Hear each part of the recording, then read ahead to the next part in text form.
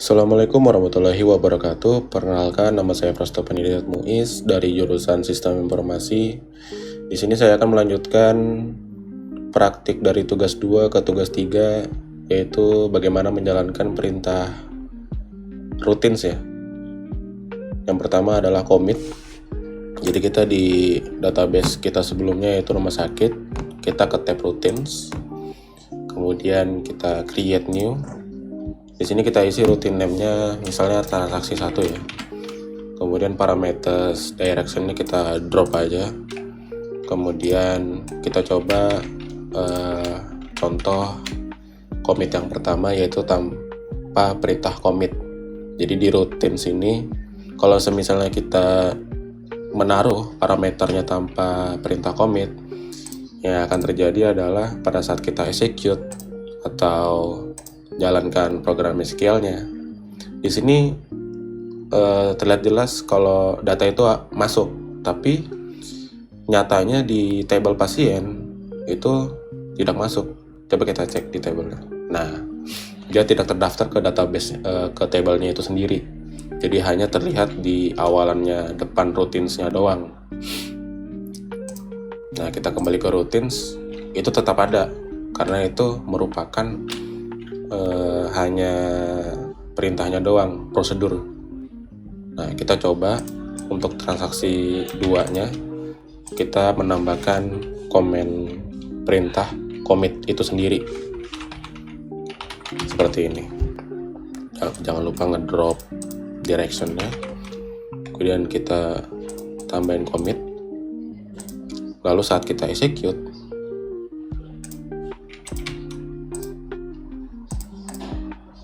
di sini juga akan muncul, kemudian di table pasien juga akan muncul seperti ini.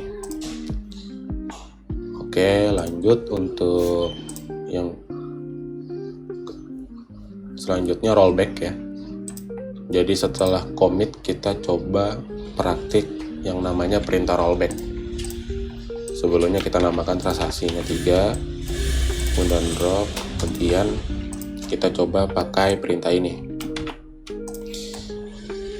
Jadi rollback itu sendiri adalah perintah ketika kita untuk commit tapi kita nggak jadi gitu. Nah, itu rollback namanya. Jadi setelah kita commit, terus perintah ini menyuruh sistemnya untuk rollback kembali ke settingan awal. Misalnya di ID pasien 3 ini namanya, kita cek dulu di pasien table ID 3 itu namanya Poppy ya. Nah, kemudian kita mau coba ngerubah namanya jadi Danar.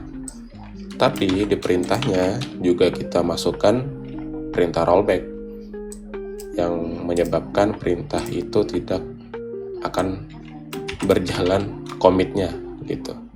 Kita tes, lalu kita execute, dan tetap akan seperti itu. Poppy juga namanya. Nah, terus kita coba lagi fitur update. Nah, ini betul. Ini update ini berarti mengupdate betulan, bukan rollback. Nah, kita coba lagi contoh ke transaksi 4. Transaksi 4, kita drop lagi direction-nya. Baru kita pakai perintah ini. Update pasien. Ini kalau untuk update ya. Jadi kalau untuk update itu kita bisa bukan hanya satu kolom yang kita update. Kalau tadi sebelumnya kita coba merubah satu kolom, yaitu nama pasien. Nah, di sini kita coba update-nya di beberapa kolom. Jadi misalnya di sini kita coba menambahkan pasien baru namanya Hanif. Itu berarti kita menyeluruh ya. Berarti kita harus menggunakan perintah insert into ke table pasien dan beberapa kolom yang kita sebutkan di perintah ini, kayak ID pasien, nama pasien, dan segala macam. Kemudian, tapi di sini di praktik ini ya, transaksi 4 ini menyatakan bahwa kita setelah menambahkan pasien data baru, tapi kita rollback lagi dan mengupdate nama pasien yang tadi yang Poppy kena ke nama Septin. Dan di sini update-nya bukan di rollback, tapi ditetapkan sebagai commit. Yang di rollback adalah menambah pasien baru yang namanya Hanif tadi. Nah, kita go, terus kita execute. Nama itu akan ada si Septin. Tapi nama si Hanif yang kita mau coba masukkan ke data baru di table pasien itu tidak ada. Nah, jadi perintah-perintah ini bisa saling tumpang tindih tergantung kegunaannya masing-masing. Nah, kita coba lagi di transaksi berapa ini? 5 ya. Nah, di sini transaksi 5 kita pakai fitur yang namanya checkpoint. Jadi di checkpoint ini kita bisa menentukan data mana yang perlu dimasukkan dan mana yang tidak. Misalnya di sini kita lihat ya, di perintah ini kita melakukan save point ke nomor 1 ke perintah kita yang pertama kali, misalnya insert into untuk ke value 7 atau ID 7 si Hanif tadi. Kemudian di perintah kedua kita mencoba menambahkan data baru yang bernama Tina di value 8. Tapi di sini praktik menyatakan kalau ini rollback. Berarti rollback ini kembali ke perintah pertama, kemudian dilanjutkan dengan di perintah yang terakhir, yaitu si Lutfi ini. Nah, kita coba.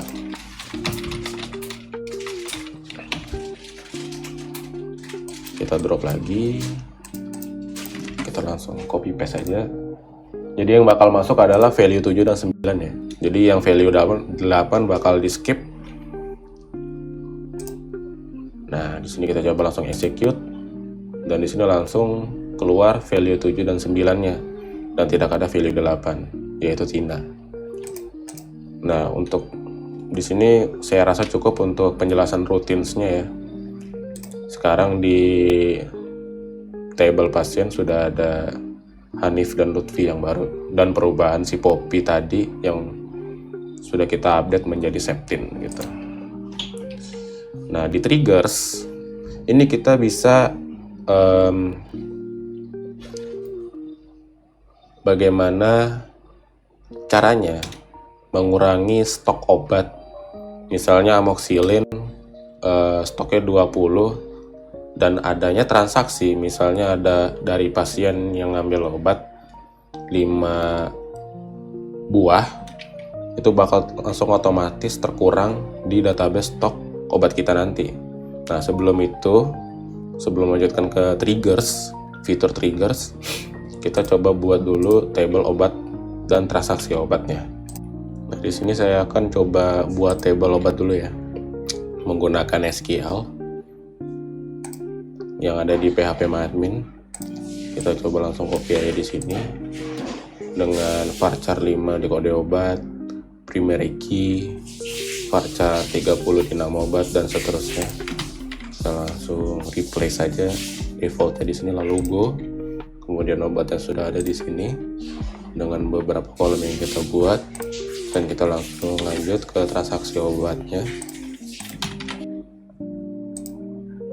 Oke, ini udah berhasil ya untuk buat table yang kedua, yaitu transaksi obat.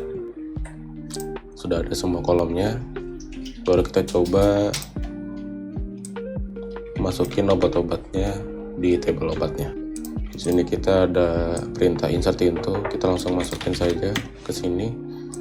Obat-obatannya seperti amikacin, amoxicillin, kemudian yang terakhir adalah betadine. Dengan stok masing-masing, amikacin 10, amoxicillin 20, dan betadine 5 buah. Di sini sudah masuk semua di MariaDB, kemudian kita cek di table obat sudah masuk. Oke. Karena sudah ada obatnya, kita bisa membuat delimiter trigger menggunakan MariaDB juga tentunya. Di sini saya sudah catat semuanya, dan kita coba masukkan itu semua. Di sini triggernya sudah jadi, kita bisa cek di database rumah sakit kita di triggers. Nah, di sini dengan nama TG jual. Jadi saat ada perintah transaksi obat seperti ini, dia akan langsung otomatis mengupdate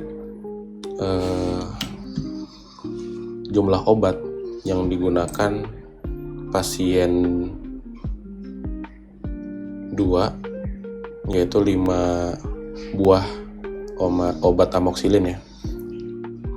Jadi kita coba cek lagi di transaksi obat. Di sini sudah ada datanya yang sudah terjadinya transaksi. Kemudian kita cek di tabel obat bahwa pengurangan stok di obat amoxicillin.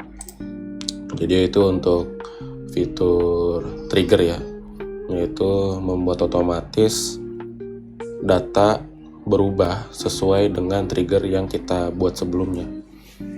Jadi begitu. Kemudian kita lanjut ke reaplikasi ya. Reaplikasi ini kita mengikuti tutorialnya aja sesuai dengan panduan yang ada di PDF. Saya sudah juga membuat Ubuntu ya di sini. Kita coba start aja. Sambil menunggu itu, kita coba pahami dulu bagaimana reaplikasi ini bekerja. Dan untuk SAM-nya kita udah nyala dua-duanya. Kemudian kita ke localhost, ke reapplication-nya. Kita bikin 2 tab aja biar mudah. Seperti ini.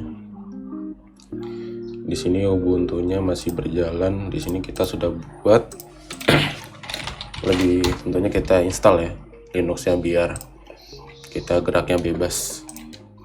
Nah, di sini kita biarkan dulu seperti ini. Kita lanjut.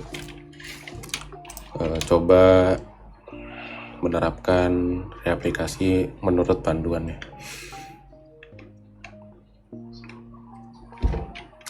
Jadi kita ke database rumah sakit kita terlebih dahulu, kemudian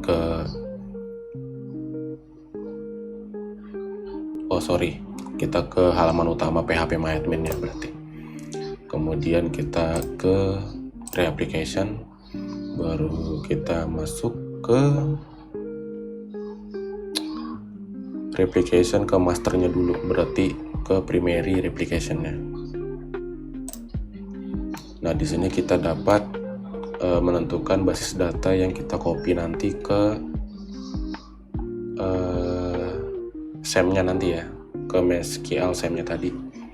Nah, ini kita udah dapat ID-nya, pasti berbeda juga tentunya ID yang ada di panduan dengan ID yang ada di komputer saya. Kemudian kita ke SAM,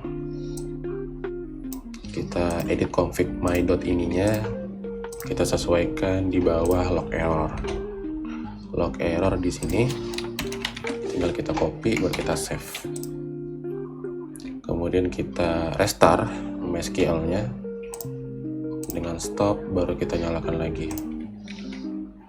Nah, lalu kita cek ini, kita restart localhost-nya, kita refresh, kita bisa lihat primary statusnya udah berjalan. Kita coba cek di sini. Sudah berjalan ya. Saya tidak pakai tombol go, melainkan langsung refresh saja setelah restart tadi, dan ternyata juga berhasil. Kemudian kita coba ke user account, kita membuat akun ya sebelum kita replikasi ke Linux nanti. Kita coba add user account, kemudian kita sesuaikan bagian administration-nya untuk menyalakan replication client dan replication slave. Kemudian kita isi sesuai dengan panduan, yaitu prodisi. Di sini username prodisi. Kemudian hostname-nya sepertinya menyesuaikan dengan IP yang ada di komputer kita ya.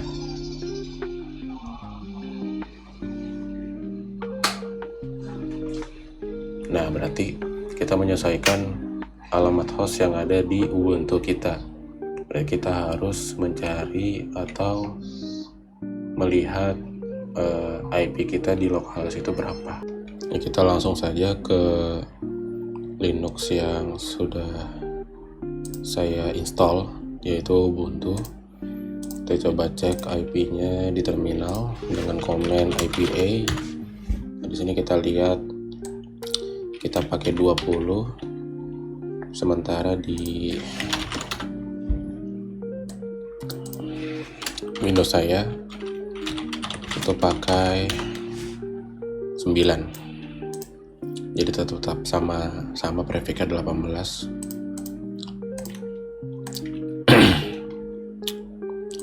Hostname-nya di sini kita taruh IP-nya Linux 1820. Kita pastikan lagi 1820. Oke. Passwordnya kita samakan aja. Kemudian sesuai dengan settingannya sudah. Di sini sudah. Baru kita go.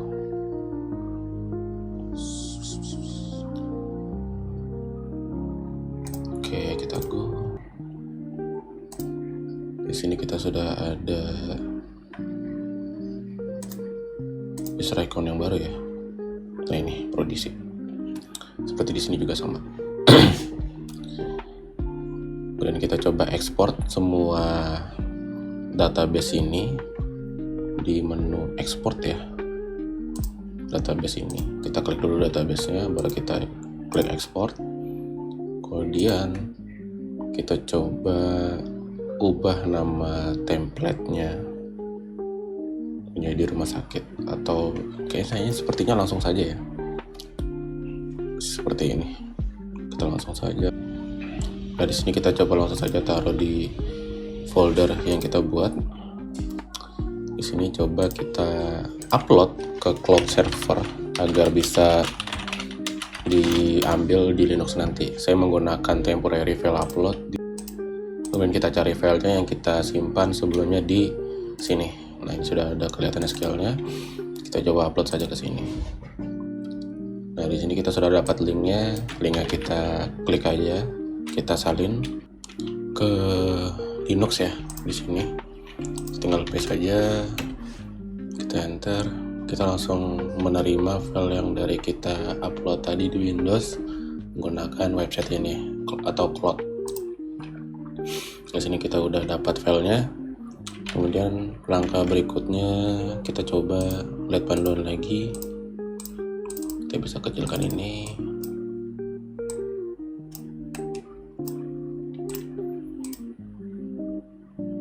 Kita atur sebagian besar yang ada di Linux nanti ya.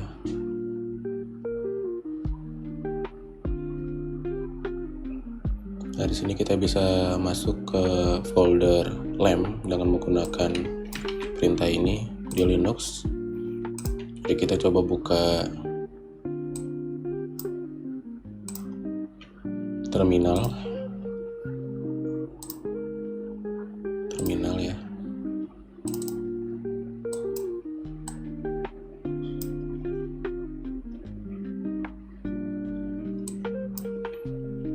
Sini kita tutup dulu tab yang tidak kita perlukan, kemudian kita coba pakai ini.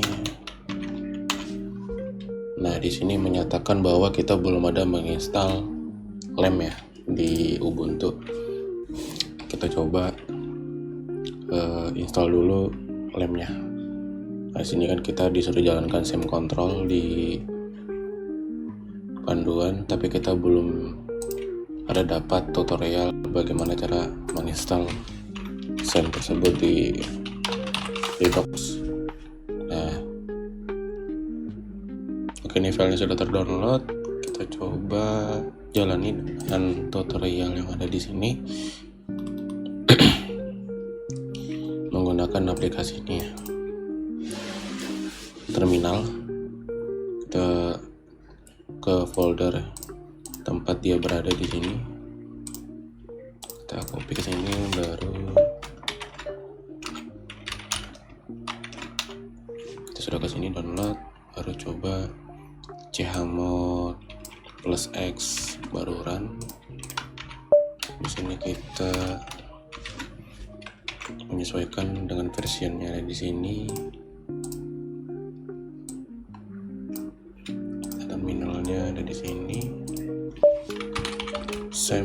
kali 64 8.2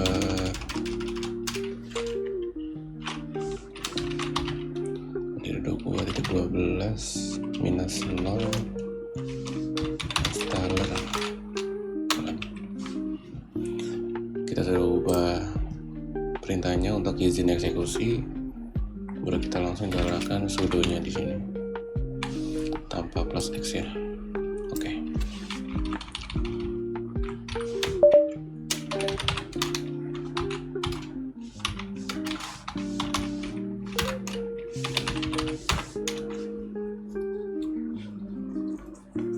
Oke, sudah keluar untuk installer SAM-nya di sini. Kita langsung coba next aja. Oke, di sini sudah terinstall ya untuk SAM-nya sendiri. Kita coba langsung jalanin aja. Nah, di sini kita bisa menyalakan juga seperti yang ada di Windows. Di sini MySQL-nya kita bisa jalankan. Tapi sebelum itu kita coba lihat dulu panduannya. Harus kita apakan dulu ini sebelum kita lanjutkan. Oke, seperti biasa dinyalakan juga seperti ini.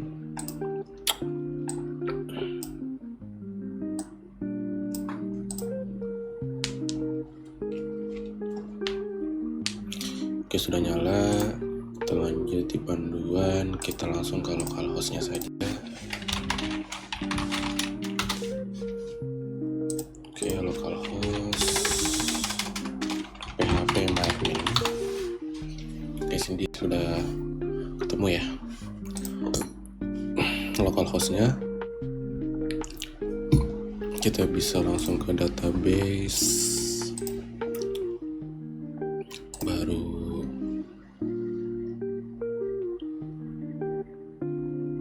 kita buat database yang sama menyerupai dengan yang ada di Windows. Lalu kita import, kita sesuaikan, lalu kita import.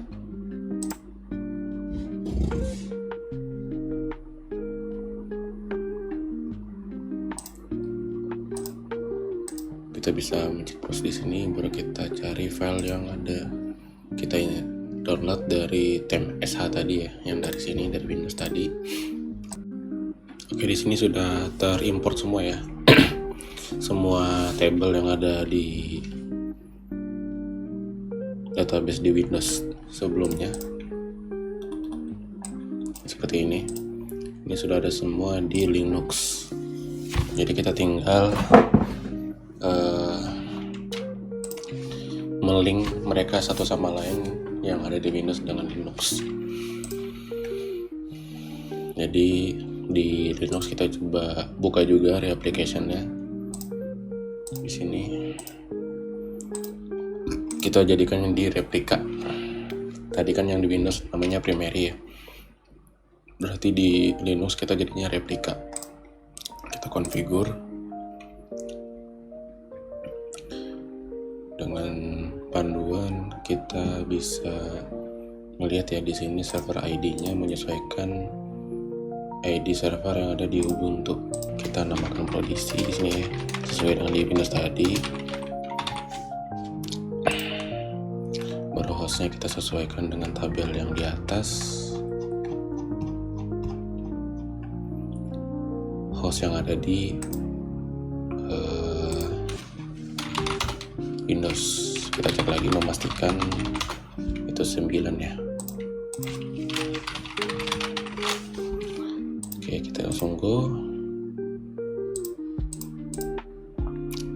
Masih masalah di PHP ya. Kita lihat di sini arbitrary-nya sudah true. Oke, di sini sudah berhasil ya untuk replikasi tadi yang Prodisi. Ternyata di luar itu ada config yang namanya INC selain default di luar folder libraries.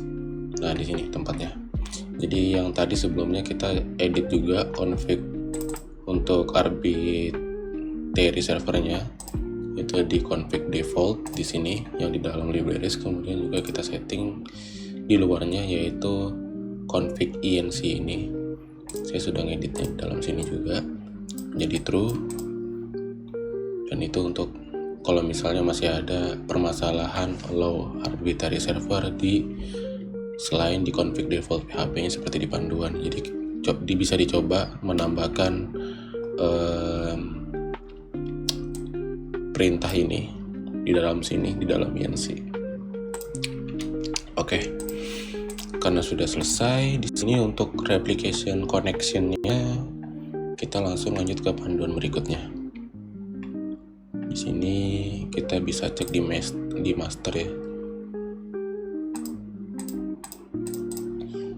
Di master Windows localhost-nya untuk replication-nya. Kita bisa cek di sini. Kita bisa lihat statusnya di sini. Oke, ini udah berhasil ya. Kita menyesuaikan master log postnya sesuai dengan position primary atau master yang ada di Windows 3785 dengan sini 3785 juga. Kemudian kita coba start slave. Di sini oke. Baru kita cek di sini untuk replication-nya apakah sudah berjalan dengan normal. Ternyata replika IO-nya tetap not running. Oke, di sini sudah berjalan ya untuk replika slave-nya. Di sini slave IO-nya running, kemudian slave SQL-nya running. Kemudian di sini juga server ID-nya sudah di master ya, udah jalan, ketemu 2. Kemudian kita lanjut ke panduan berikutnya. Oh ya, sebelum lanjut saya melakukan global host ya. Jadi di global host-nya ini saya menambahkan perintah seperti ini. Nah ini, set global server ID sama dengan 2. Dan jadi saya tidak menggunakan ID unik di replication slave-nya. Jadi tetap saya menggunakan 2 di sini, kemudian di terminalnya untuk replication-nya pada saat di sini saya tidak memakai yang ini, server ID ini. Tetap pakai 2 yang default-nya. Begitu. Di sini sudah ya semua. Dan kita akan mengetes antara 2 unit replication ini dari yang slave ke master. Karena sudah terkoneksi semuanya, coba kita tambahkan obat ya di master. Apakah nanti di slave atau di replika Linux saya bisa melihat perubahan yang ada di master. Coba kita insert ya, insert obat baru. Misalnya di sini saya menambahkan obat namanya Paramex dengan harga 5.000 dan stoknya 20. Nah, di sini sudah ada nama obat Paramex di sini di master. Kita cek di Linux apakah sudah ada. Ya, benar, sudah ada. Berarti untuk proses replikasi sudah selesai ya. Dengan penambahan cara-cara penanggulangan error yang tidak dijelaskan di panduan tentunya. Jadi sekian dari saya, mungkin kurang lebihnya saya minta maaf. Terima kasih. Wassalamualaikum warahmatullahi wabarakatuh.